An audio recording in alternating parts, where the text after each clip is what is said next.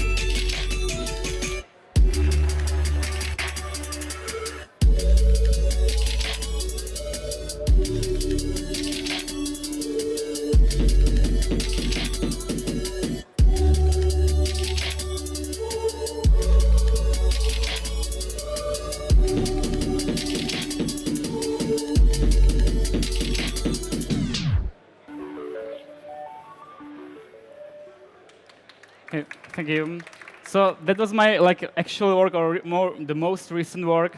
But as been said, I started when I was 11 playing with a really primitive animation. And as I was loving action movies, I will show you and soon my beginning. I don't have the oldest animations, unfortunately, because my computer burned. But I have the animation when I was 13. And I would like to warn you, as I was a kid, loving action movies, all those animations are kind of brutal, but that's how I get to my job. Okay, 3, 2, 1, let's jam.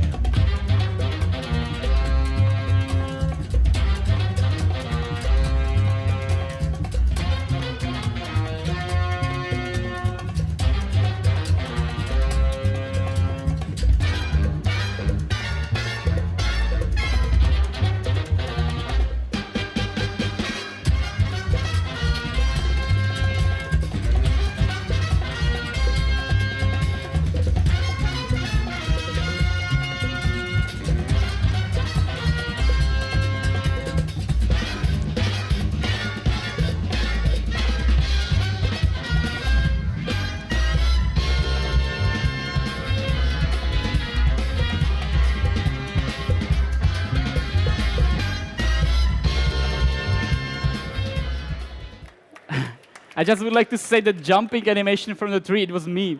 I was so happy that I was able to jump from the tree quite close to our pound that I came home and I made animation about that. So that was the beginning. And then I realized, or I found the software After Effects. It was a couple of years later, and I fell in love with what you can do with After Effects, that you can combine the real footage and animations. And basically, this is my first experimental work, what I did when I was, I don't know, we will see the years there.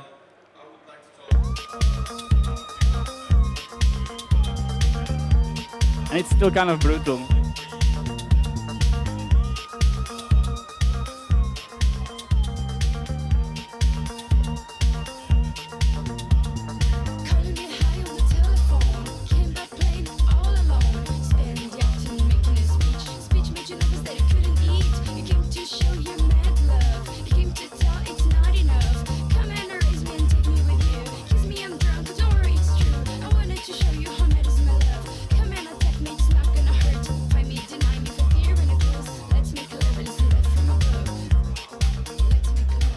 So now we are getting closer and closer to nowadays.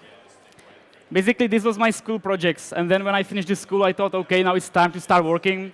So I applied for my first job. And because I was loving doing the action VFX shots, as you can see, I applied to biggest VFX house in Prague in Czech Republic.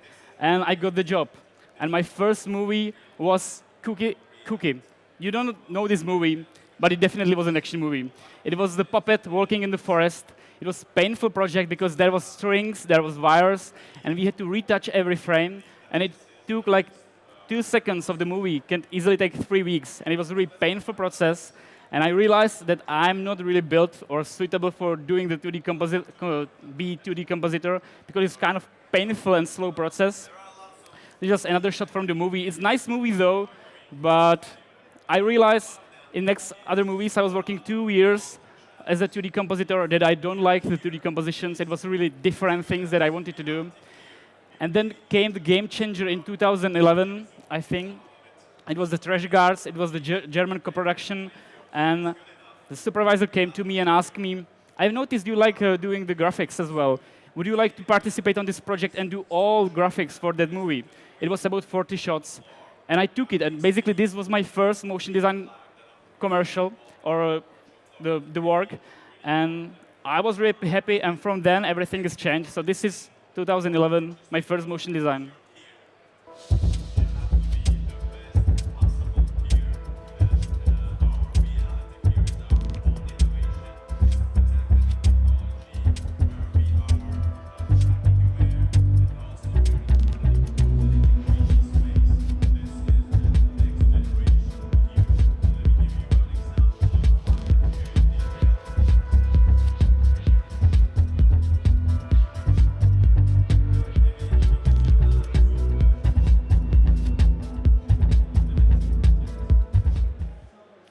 Then basically after this project, I quit. I quit the VFX industry or the movie industry, and I went freelance. I decided I will try to do the different projects where I'll be more creative, where I have more freedom. During the first years, I was working on different kinds of projects, and for fun, I was hiding my nickname, the Sladey you can see on every shot. That is hidden even my face or even my nickname. And for example, on the right top corner, this was from the evening news. I was working for the broadcast television, so I just put plain with my nickname blending during the evening news. But then after a while, they noticed it, that I'm putting my name everywhere, and I don't do it anymore because they weren't really happy. But from detail period, the interesting to mention is the music video, which I did alone. It was quite painful because I had to do everything by myself, but you will see the breakdown of this music video right now.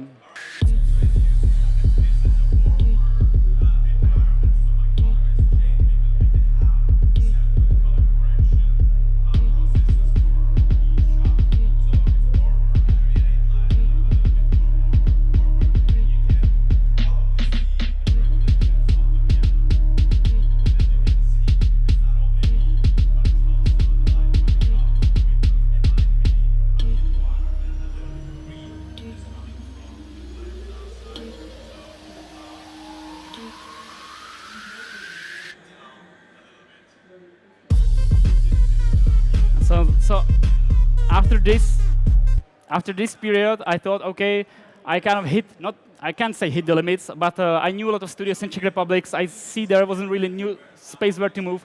So I decided I will move to London. But there was so many people telling me, you can do it, man. Do you think there's anybody waiting for you in London? It's a huge production there. You are nobody. You don't have zero context. But maybe I was naive or I was too self-confident. I just took my laptop, I took my girlfriend, and I bought the flight tickets to London. And I went there, and I just know two studios knew. I knew the MPC and the mill. And the mill didn't answer, and the MPC told me, no, sorry, we are not interested.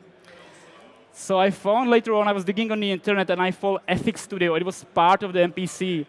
And I didn't find any emails, so I just found the Twitter. So I sent this message because I couldn't use more letters.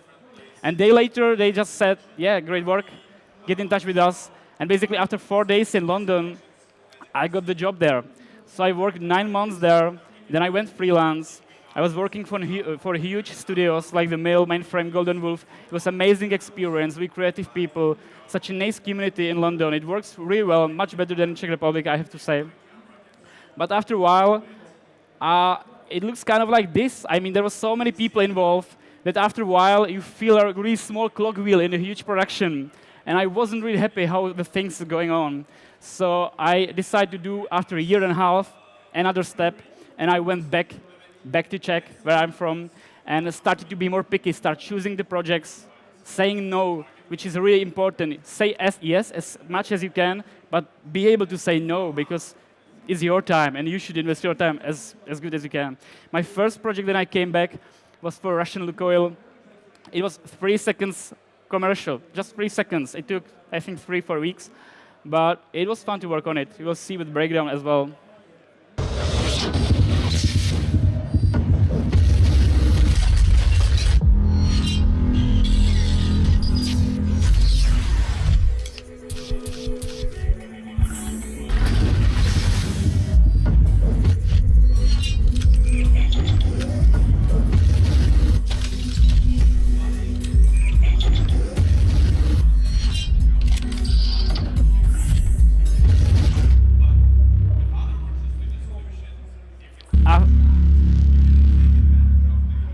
After this project, I've been introduced to Studio Officina, which I'm really glad for. It's a small studio. It's not really known in the world, but it should be because it's full of the amazing, passionate people.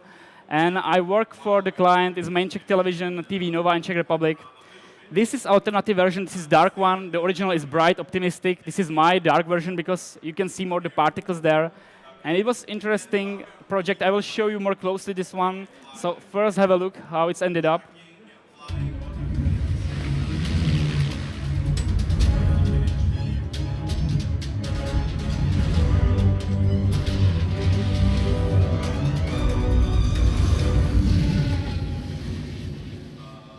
It was 15-second long opening for the TV show in Czech Republic. The original version, or the which is already is on the TV, is bright one. This was the brief, and this is what they show me. And they told me, "Do you want to participate on this project?" And okay, let's have a see. There is some simple 3D objects, but there is a lot of particles and things going on. And I wasn't sure how I should to do this. I was aware that I have to do some simulations, some particles. And it was a challenge for me, and I'm always happy to take something that I don't know how to do. So I took this project, and this is how it actually looks in the TV. I don't have the music here, but it's a bright version. It's slightly different. But for my presentation, I'm using the dark one usually. And the key thing was that I knew I have 15 seconds, and this is one shot or one take video, basically. So you have to be really careful with the timing. So first of all, it was important to get the timing right. So I have really low poly models. I just try to make the camera movement and all the animation, the timing, to get things done. Now it looks a bit slow. When you add the simulation there, it gets more busy. And this is totally grow. I mean, this is a really important phase to get the animatic and timings. A lot of people focus on the shot in the beginning and putting as much detail as they can. But I think much more important is get the overall timing done first. Now we'll show you a bit more closer how this project works. Basically, as you can see here, there is just some simple mesh object with a turbulence FD. I'm emitting the fluid, like the temperature from this object. And I'm shooting the particles. There are just few particles which I shoot through this object. In my case, I use the plane, the jeep, whatever. But in this presentation, I will just show you the particles. There is two important parameters. There is radius and velocity weight. Basically, the radius gives you the size, how the particle which is going to affect the turbulence FD, how big it's going to be. And then there is a velocity value, which is basically intense, how strong is going to be this hit or influence on this simulation. So now in second, if we turn on the turbulence FD container, you will see how it looks. I just turn on the buoyancy so it doesn't go up. So it keeps in one axis. And this is my basic for the animations, unless I use the Jeep and stuff like that. Then when you go this, you can turn on the particles, which were essential here. But as you can see, nothing really happened. So you need to communicate those two things together. For this purpose, there is a turbulence FD container, velocity value. And if you get 100%, it should affect 1-to-1. And you can see now it's nicely follow the movement of the simulation. So this is basically the wall grow as I did this project. You can play with the values. You can put lower values. It's going to be more in the middle. Or even you can exaggerate it and put some higher number. It depends, of course, on your purposes. Or you can even animate throughout the process. So now I'll show you some other breakdown, how I made this shot. Basically, the kind of key things was here also the After Effects, because this is what I got in the middle from the C4D, and then I was comping it in After Effects. The animation of the car was quite hard. I tried to animate it by hand, but it looked bad. I mean, you have to deal with the jump, with the drift, with the leaning. I thought the better for me is going to be even more complicated, but better for me is going to be to do the function rig of the car. So I start preparing the car rig. This is my first attempt. It didn't work as I wanted. I had some issues on my way. But don't get me wrong, it's really easy when you're able to how to use it. But the first attempts didn't work as I wanted. But finally, I was able to do nice jump and drift. I just had to extend the floor, but it worked. Here basically is how it works. You have just some of your basic mesh. You use few connectors for the wheels, 4 of them in our case, and 2 engines. It's not like a real car, so you need to have you can choose front or back wheels, so I have 2 engines. There's speed, acceleration, and simply espresso rig when I'm just saying to control both wheels with 1 parameter. So as you can see, I have 1 steering parameter, and I can turn the car. So it's a really simple rig on the end, and it works pretty nice directly in the cinema. As you can see, if you hit the play, it's basically like the game, and you can directly in the cinema 4D, you can control the car and get some nice dynamic animation, which I think is pretty cool. It's of course not built for building the games in this engine, but once I was able to use this rig, I even did during my lunch break some race of the cars. As you can see, it was really nice from the bus, but it works pretty nice. I wanted to make short animation like this, like short racing, but I didn't finish it never. Maybe one day, we'll see. And this is a small process reel or breakdown how it works. Like the behind the scenes. It's kind of just a lot of simple steps. There is nothing really fancy or hard to do in this project.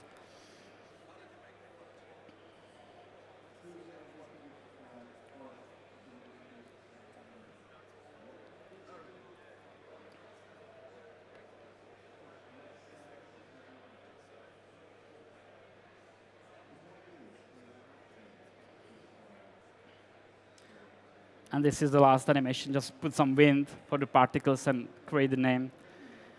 Then, really different project. The most different from what I've been working so far was the huge video mapping project in Prague. It was for one-day event. Just 600 people came to see this project. It was one day, and then it was never again. And they came to me if I would like to participate on this project. It was for 45 minutes of live music. It was supposed to 12 animators to work on this. Each of us got a different part of this orchestra music, and we had to deliver almost 360, not the back, but the sides and the ceiling and the front of the animation for it. And it was really interesting because I have no idea how to create it. This is small part how it looks actually on the place.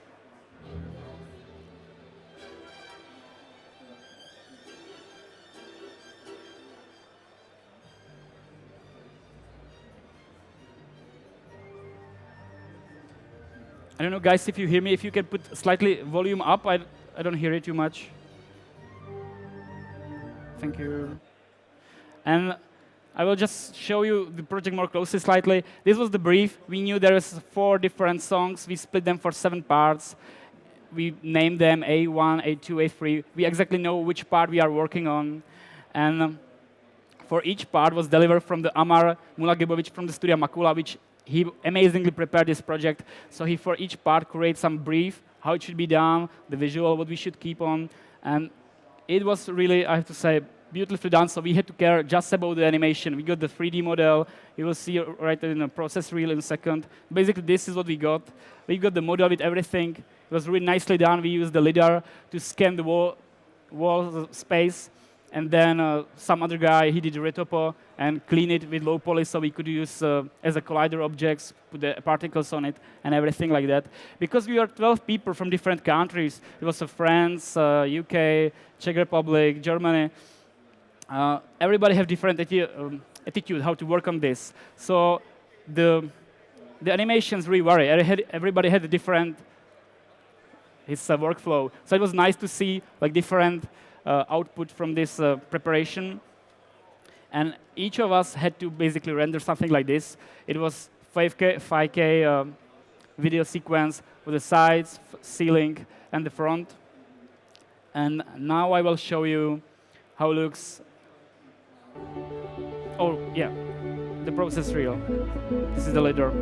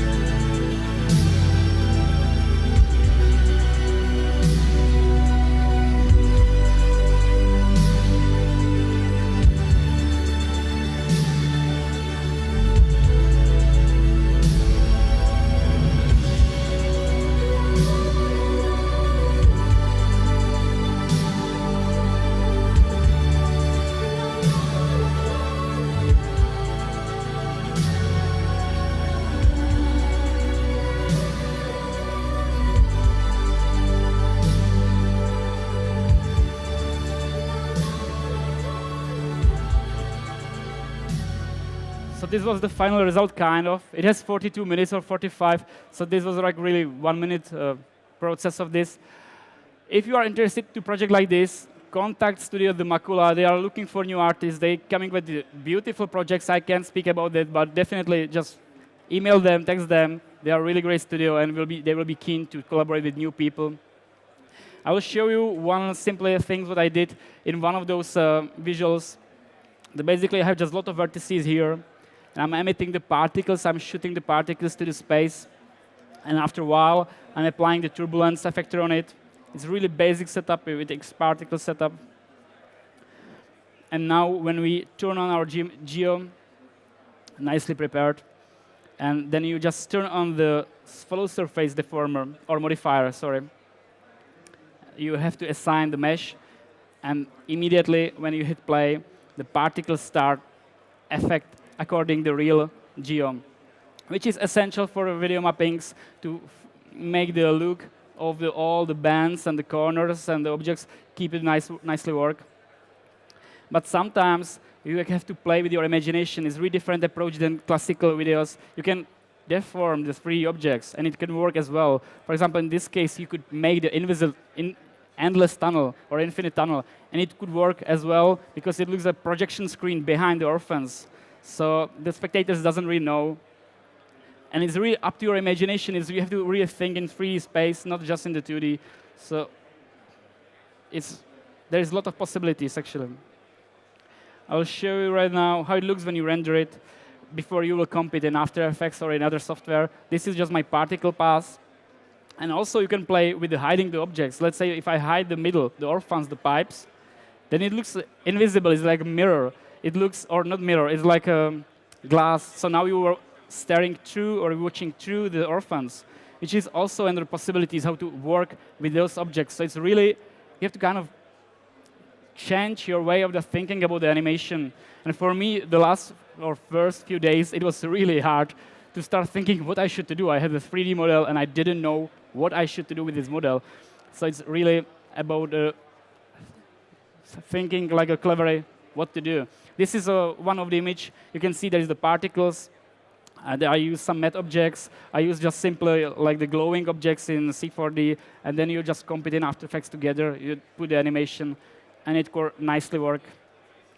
After this project, I went back to the studio of Icina, and again the client, TV Nova, and we were working on sport TV idents. And my favorite one was the rugby one. It was a really nice collaboration with both, with the studio and with the client. It was a lovely process, really in friend spirit. And the client was really okay. It wasn't the type of the client who don't know what to expect. I show him something like this, and he not got scared. He not gonna run away. What the I'm looking for, and he trusts us kind of that it can look like on the end something like this. So it was a really nice process. So we were able to show him the animatics often, and he imagined the final result. Sometimes when I was working, for example, in London, the people wanted to say the final result all the time. And they told me, can we see this animation in final render? And it will take 2 hours now. I don't have this time. And okay, I will go to the coffee shop and I will come back to you in 2 hours. And and it was really slowing the process. So the things which you are working 2 months could be done in 3 weeks. And this project was a really different one. And so thanks to Studio of Icina, and you will see the breakdown, how it's done.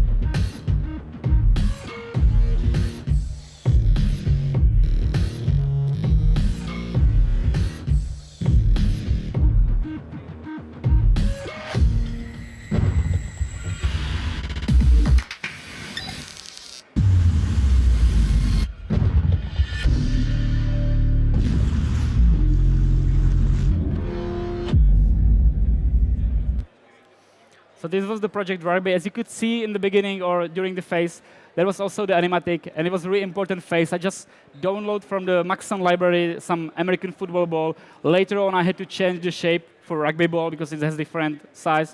But for the animatic, it helps super fast. That was the hand. I just took, I think it's called Fred, some sculpture in a library. I just cut his hand off. It was a bit brutal, but for animatic, it was really quick. I did it in 3 days, like the basic timing-wise. And basically, it didn't change too much. You could see the face when it was the 3 things next to each other, and it was kind of the same. The whole timing, I figured it out in the first week. So this is really important phase. So don't underestimate the animatics. A lot of people ask me how I did the tearing ball, which is pretty simple effect. The Brad yesterday showed it here as well. I will show you now how to create it, because it's a really nice effect, and you can do it in a few minutes. Basically, what I found was the script. You can do it either with Nitro Vertex or Nitro, yeah, I think it's Nitro Vertex, or with some Python script. I use the Python script from Knot Monster. I don't know the real name, but Knot Monster on the Vimeo channel. You download this project, and this is what you will see. This is already everything in it. And I will show you how to apply it to whatever you want, or not whatever, but to other model. Basically, you will duplicate this object or just the Python scripts. It's up to you. Put it to your scene. You can delete everything except the Python scripts, because this is only what you need right now. So I just drag and drop them on my model with the thread and delete the cube. Now, if you are able to script, you can change a lot of things here. I'm not script writer, so I have to deal just with the parameters that have been built for me, like the speed, turbulence, and noise. And there is some feeding input to this particle. You need to feed it with the vertex maps. So you need to draw some weight map. So this is basically the origin points of the tearing effect, or whatever you are going to do with the model. So I choose those two. And then you just need to, this is your be the initial vertex map. And you need to do the final one, where it's going to be saved the animation from the Python script. So it's going to be result animation, or resin vertex map, sorry. To the Python script, then, you need to drag both the initial state to know what's the initial state and the result. And it will basically immediately give you, if you play it, this nice spreading vertex map, which is really helpful for a lot of things. You can play with the speed, of course. Do some really slow spreading effects. But for our purposes, it's too slow. So let's put it back. And the next thing, because we want to, in the beginning, have a state phase and then start tearing, we need to invert it. So there is also necessary invert vertex phase and invert Python script, which is simpler one. It's really nothing special. You just put the previous result as the initial output, and then the new as the result. So this is basically the same thing. As you can see, just inverting. Now we will see how to use it further.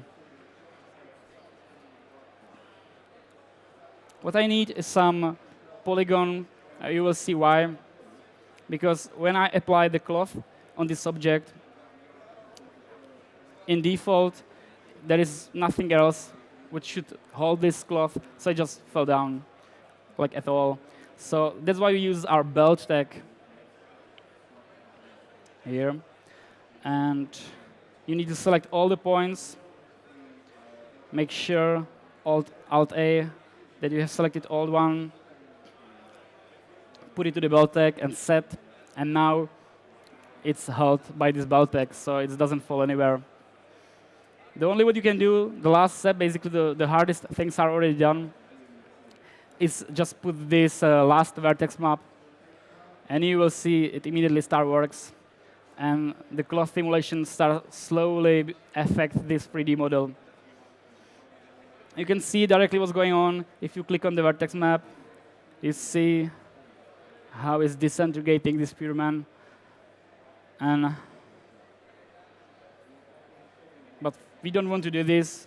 It looks kind of sad as he's melting down. So first of all, I will show you the tear effector. This is if you hit the tear on, and it's getting crazy. Because in Cinema 4D, you had to put everything under a cloth surface, because now it starts calculating the tear effect. It starts tearing the cloth surface, not the direct polygon mesh. So it will show the effect, what you are looking for. And instead, like this small melting down, I turn off the gravity, put some strong wind to x-axis, to the right. So now it should fly everything to the right of the screen. And as you can see, it's happening. I think it looks quite cool. You can do it really in 1 minute. And you can play with further options. There is a lot of things which you can affect. The stiffness, for example, how stiff this cloth should be. The tear value is the bigger number. It means the cloth will try to be more together, and you need to have a bigger tension to tear as well. It's kind of like stiffness, but it has different affection or different result when you play with this volume, with these numbers. And as you can see, the edges are quite sharp. It's really flat. It doesn't look so natural. So you get a bit some thickness, not too much. The nose looks funny, but just some small number to feel the depth of this cloth. And also you can play with the sweep NURBS, because at the moment you can see the edges are pretty sharp. You probably don't want to do this in your animation. So if you apply the sweep NURBS, it nicely smooths everything. Of course, it's slower in viewport, so I recommend just hit it on render time, but it's pretty straightforward. While I was preparing this tutorial for you, in the meanwhile, I basically create this video, and it took me like 10 minutes with lighting, with everything. So this is demonstration of this effect. It's a really nice effect, and works pretty nice. Then other things that I did, or what I have to deal with, was the sculpture. I'm not a sculpture artist. I don't do ZBrush. So I had a nice reference. We had 180 footage of the two rugby players, actually. We shot this. We have like 50 Canon 5D cameras. So I had from all different angles. From this to Nuke, we got the point cloud, which actually didn't give us so much information as we needed, but we knew roughly the positions of the rugby players. And then I do really simply low poly rake. As you can see, nothing fancy going on. I just had the rake, I put the things to the right position, I using the visual reference, I use the point cloud. And when I was happy with that, I found the 3D artist who does the sculpting, and he did this for me, which was pretty amazing. He did it in 2 days. Really nicely done. I mean, for our purposes, it was amazing enough. So it was Petr, his name is Petr Utinek. And it's quite interesting to see when you're developing stuff like that, and then you see it, how it's pushed further, how it looks, the final result. I had the only problem that I put the hand too far, so he was touching his ass. We're trying to put it down, but when we did the first previews, it looks like a bit not for rugby. It was like different commercial. Another shot, which I would like to show you, it's not really too much visible in the commercial, but it was interesting to do. It was the kicking ball off. And I use this reference on the YouTube. I use reference a lot. It's a really good thing. And I like this movement. I mean, this is too slow because we need a really much faster movement, but I like it's going down, then up. It's kind of rubbery, it's soft. So I try to reproduce it really quickly. This is what I got. It's not so nice, but it works well enough. So I will show you how to create something like this. Basically what you need in the beginning is just some basic, simple shape. And I shoot this shape off and already apply some soft bodies on it. You can see when it hits the ground, it's kind of soft, bouncy. You can play with all those values. And I shooted it away with the extractor. I just put the strong negative values, so it looks like the Canon. It just shoot this object away. I made this visual reference for you to see what's going on. And you can put different position, different strengths, so it's really easily controllable what you will get. And then when you have this and you are happy with this, I use the mesh deformer, and I use it in final object or with higher density or higher resolution. So it take the simulations from the simply one. So it's really fast to create this. But you can see here it's going down and up. When I shoot it with the attractor, it just fly up, which I don't want. So I use the melt, a kind of cheat, just melt it down for a half second, and then it continues. So it's really quick cheat, but this is what it is when you are doing like the 4 commercials. It doesn't have to be physically precise. It just has to work and be okay. This is the other using of Turbulence FD. I use the vertex map again. I draw the origin point or origin of the simulation. And as you can see, I start simulating like the smoke. I wanted to get some more details when it's kicking the ball off. And to get more connection with what's already happening, I put the Turbulence FD tag on this model, on the kick T, I think it's called. So it's a collider effect. Also, I try to do some, not cheat, but I want to do more twirl effects. So I shoot a huge ball through this thing, which didn't really did what I wanted. I wanted a nice twirling effect. And then on the end, you hit the upres. There's 75 gigabytes. This is what it looks. It's a bit faster than was the render. But on the end, actually, I didn't use it. You can see the smoke here is much lower dense. Actually, it's just stock footage. I didn't use it at all because it looks like the ashtray, like somebody kicked to the ashtray. And you have to be able to say goodbye to your projects. I mean, you have a lot of ideas throughout the process, and you develop tons of beautiful stuff, but you don't have to use all of them, and you have to be OK with that. So they are good to process real, or you can use it for other projects. So I didn't mind really on the end that I didn't use it. The next project was the brother of the rugby. It was the tennis. It was the same project. We play from what we can do in the Czech television. They allow us to do pretty dark projects, which I was happy. I was kind of look this aesthetic, and they were really OK with the kind of dark music and dark images. This is, again, the alternative audio version, Studio Officina and Client TV Nova. I will just play straight forward.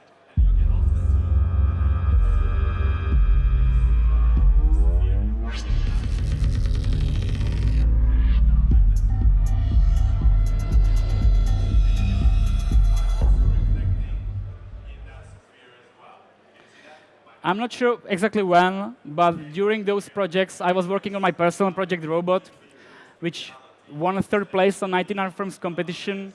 Yesterday there was the guy, the Mario, who won second place, I think. He beat me. But it was a really nice project to work on. I have to mention that I was working on it before the competition. I had 90 frames, and then I realized there is 99 frames competition. So I just add more 9 frames. So it isn't, I'm so happy about it. But yeah, it was nice. And I think it's really good to work on your personal projects because you should sometimes put to the portfolio things which you really want to do, not just what you did. So sometimes, even though you were working on big, expensive projects and you don't like it, just leave it and work 3 weeks on your own projects for free. Just drink water, eat bread, but do something for yourself. And this is what I did. It's 3 seconds, so it's pretty short. So I did a breakdown for you as well.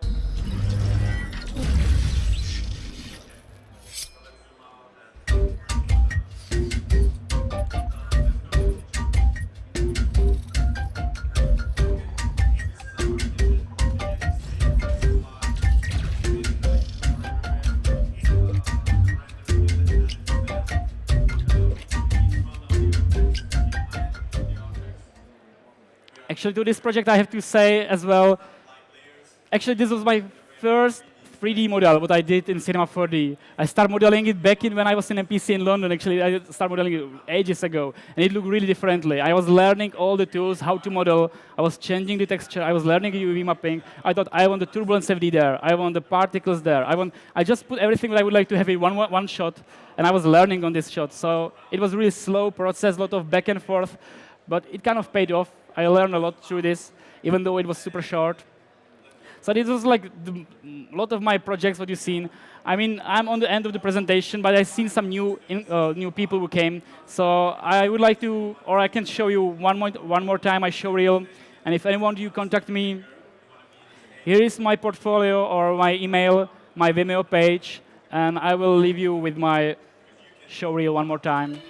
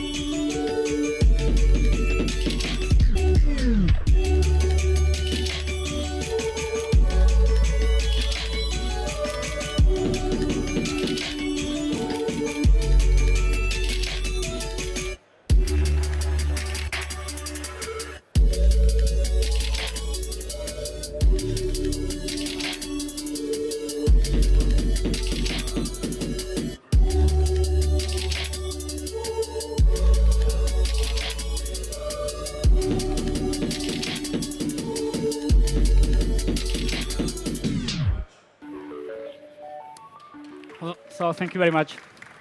Thank you.